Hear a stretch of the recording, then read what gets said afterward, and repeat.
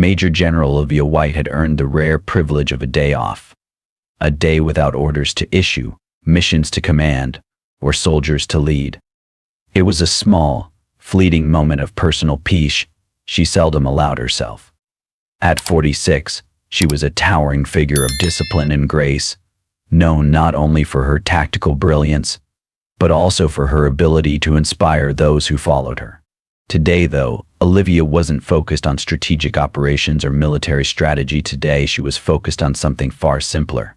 She had slipped into a pair of jeans, a fitted black t-shirt, and a navy zip-up hoodie, blending effortlessly into the bustling Saturday crowd at Westfield Mall. No uniform. No medals. Just an ordinary woman, taking the time to do something for herself. Before we continue, we'd really appreciate it if you could like the video and subscribe to the channel. Your support helps us get closer to 1,000 subscribers. It means the world to us. Thank you so much. Her short, cropped, natural hair, streaked with hints of silver, gave away the years of experience and the weight of battles fought both on foreign soil and within the complex world of military politics. 2 decades in service had hardened her into an unshakable force, one whose calm presence commanded respect without uttering a single word.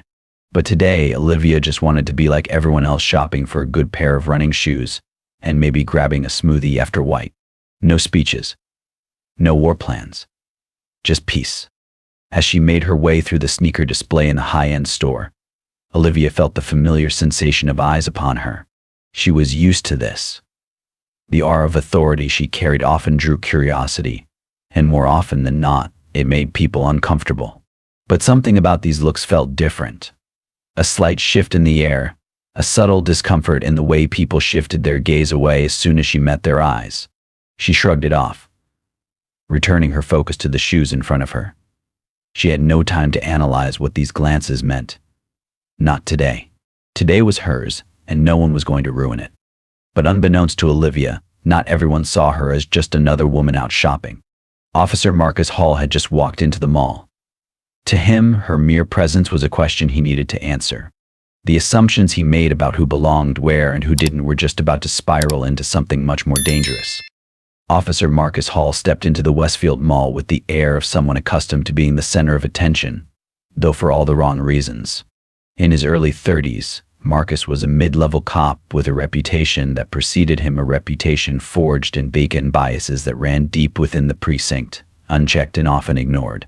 He had been the subject of numerous complaints about racial profiling, complaints that never seemed to go anywhere, brushed under the rug by those in power, his actions overlooked time and again. Today, however, he wasn't in uniform. He wore jeans and a plain white shirt, but the police badge clipped to his belt and the gun holstered on his hip made it clear who he was, even if he wasn't on duty. Marcus's presence in the mall felt deliberate, like a man who had been waiting for a reason to assert his authority even when it wasn't truly needed.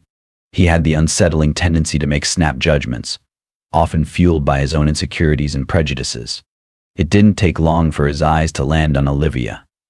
She wasn't anything out of the ordinary, just a woman casually browsing sneakers, but something about her made him pause.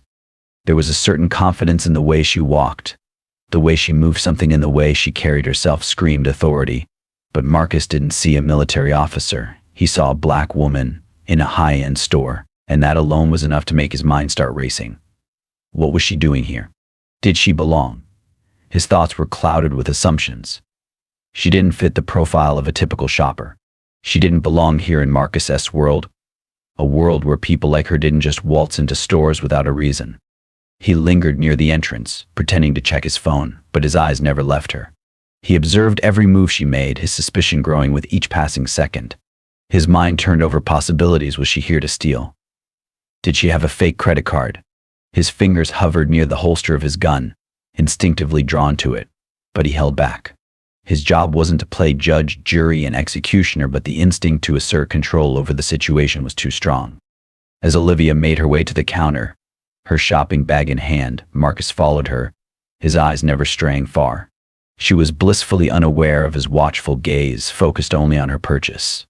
She paid for her shoes, glanced at the young cashier who nervously rang her up, and stepped out of the store. And that's when it happened. As she approached the door, Marcus stepped directly into her path, his broad figure blocking her exit. His voice was sharp, commanding. He had already decided that something was wrong, and now he was going to make sure she answered for it. "Excuse me, ma'am," he called, his tone cold, his stance rigid. "I need to ask you a few questions." Olivia paused, her heart rate picking up ever so slightly, but her face remained calm. She met his gaze without flinching. "Is there a problem, officer?" she asked, her voice steady, though the unease began to creep in. Marcus SC scanned her up and down, his mind racing with unfounded accusations. "You look suspicious in there," he said bluntly, his hand resting on the grip of his gun as if it were an extension of his authority. The words stung more than Olivia expected. She had been in far more dangerous situations than this, faced down insurgents, negotiated peace deals, and commanded troops in hostile territories. But here in a mall, in the middle of an ordinary Saturday, her skin color made her the target. It was clear now this wasn't about her actions. This was about how she looked. And Marcus Hall had made up his mind. His hand tightened on his gun, and in that moment Olivia realized just how deeply ingrained the prejudices around her really were. This wasn't just about the power he held as an officer. It was about the assumptions he carried in his mind. Olivia's chest tightened, but she stood her ground. This wasn't just a misunderstanding, it was a direct assault on her dignity, and she wasn't going to let him take that from her without a fight. The tension escalated with every passing second as Officer Marcus Hall's demands grew more forceful. "I need to see your ID," he snapped, his hand still hovering near his gun, his stance now tense with suspicion. Olivia's jaw tightened as she met his gaze, her mind racing. She had been in high-stakes situations, military operations where lives hung in the balance, but nothing had prepared her for this. She had done nothing wrong. She wasn't even in uniform. Just a civilian woman shopping for shoes on her rare day off. But that didn't matter to Marcus. In his eyes, her mere presence in this upscale store, her poised yet unassuming demeanor, was enough to provoke doubt. He didn't need a reason, not a valid one anyway. His prejudice told him she didn't belong here, and he was going to force her to prove herself, even if it meant crossing a line. Olivia stood tall, her military discipline kicking in, her heart steady despite the growing anger bubbling beneath the surface. She wasn't going to let this man dictate the narrative. "Have I done something wrong, officer?" she asked, her voice even calm, but with a sharp edge that demanded respect. Her eyes never left his as she held her ground. Inside, she was seething, but on the outside, she remained the picture of controlled authority. Marcus didn't answer.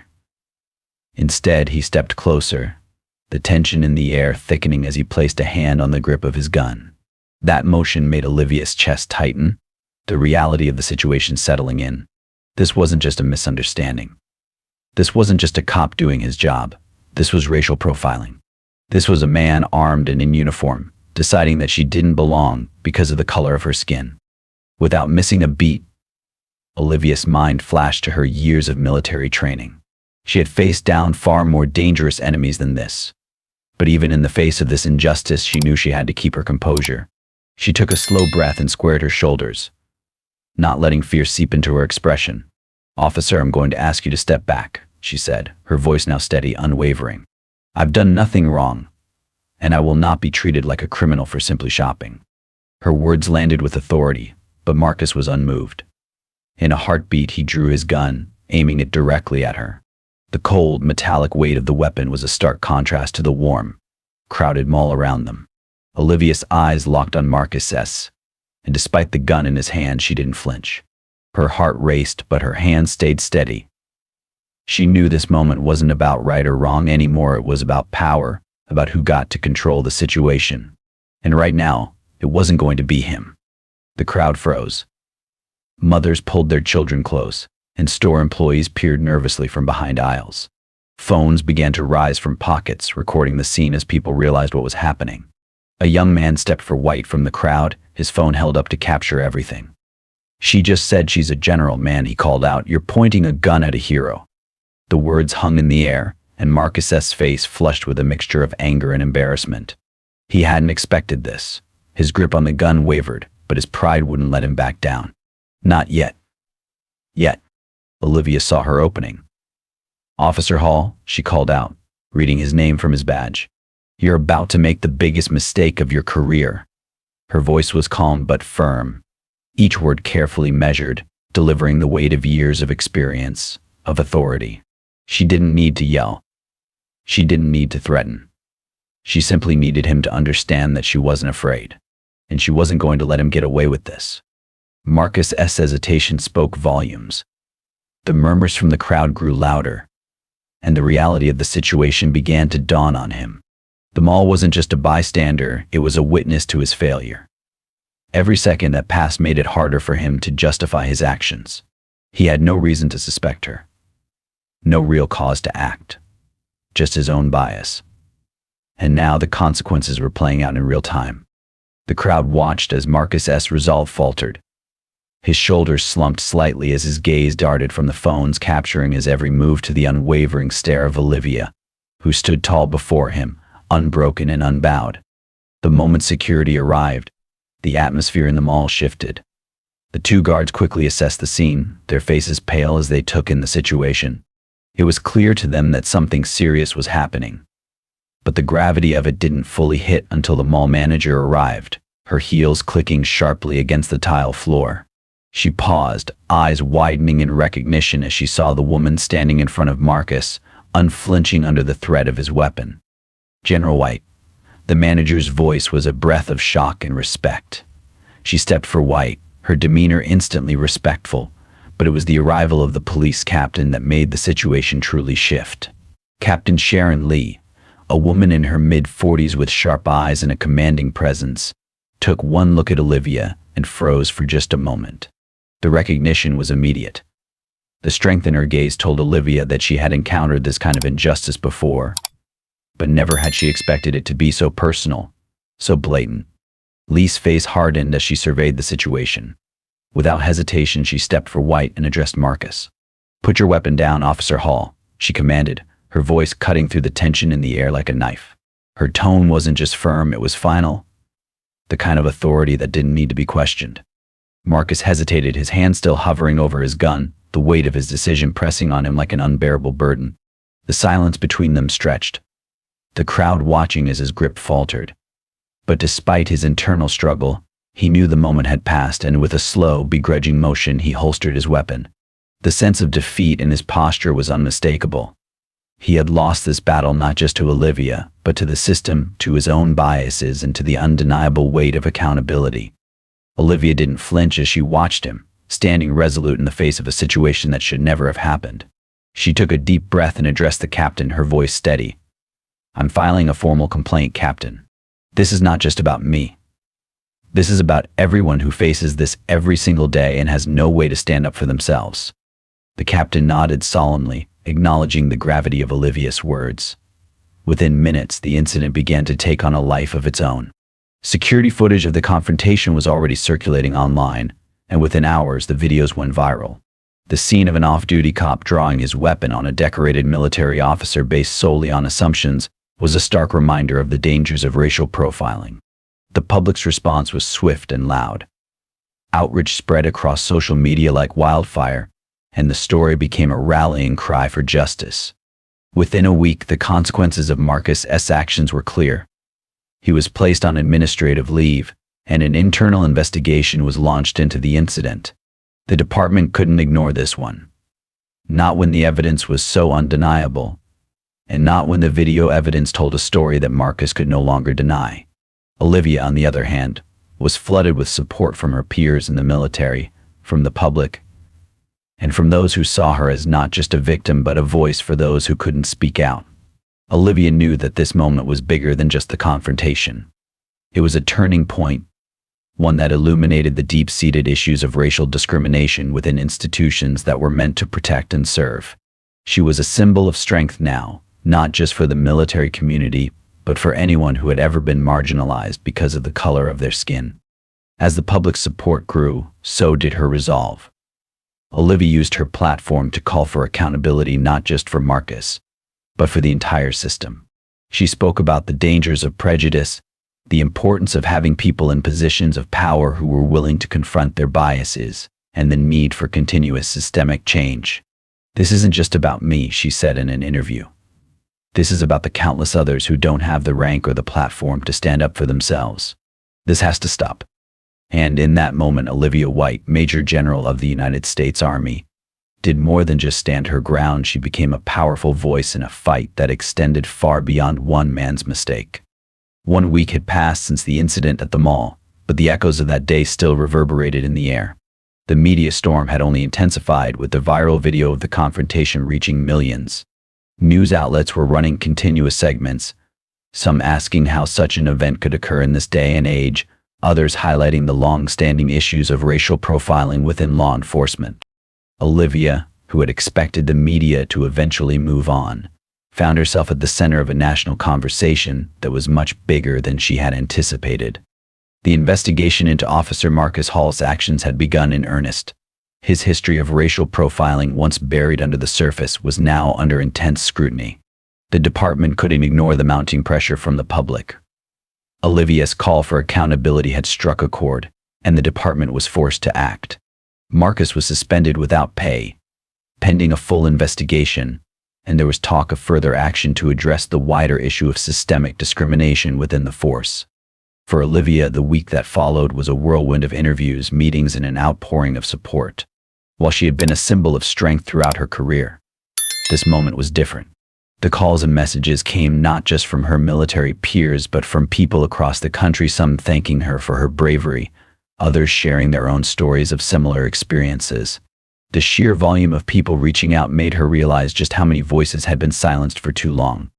But amidst all the support, Olivia couldn't ignore the quiet, unsettling reality that the fight was far from over. She knew this was just one small victory in a much larger battle. As she sat at her desk going through emails and preparing for a roundtable discussion on racial justice, a part of her felt the weight of the responsibility she now carried. She had sparked a conversation, but was that conversation enough to change the system? Would this incident be the catalyst for real change? Or would it fade into the background like so many others before it? As the week drew to a close, Olivia found herself reflecting on the larger implications of the confrontation. She had made a promise to herself long ago that she would never let her rank or position be used as a shield from injustice. But in the quiet moments, when the noise of the world died down, she couldn't help but wonder how many others had faced similar situations without the same platform or voice to stand up. The answer to that question was clear: countless others.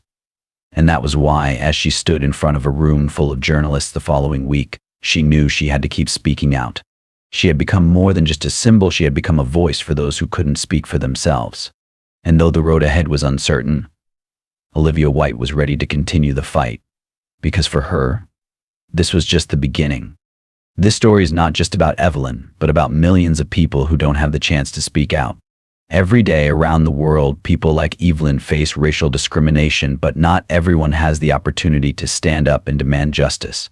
This story serves as a powerful reminder of the importance of responsibility, fairness, and resilience in fighting injustice. It is not only a personal story, but a call to collectively change society. Share your thoughts and perspectives on this story in the comments. What do you think about the fight against racial discrimination? When do you think it will truly end? In the future, can we live in a more just society where actions like Evelyn's are a thing of the past, and everyone, regardless of race or skin color, is treated equally? Note, this story is entirely fictional and created for the purpose of raising awareness. It highlights issues of responsibility, justice, and the importance of treating everyone with respect and dignity. We firmly oppose violence, prejudice, and injustice in all forms. Viewer discretion is advised.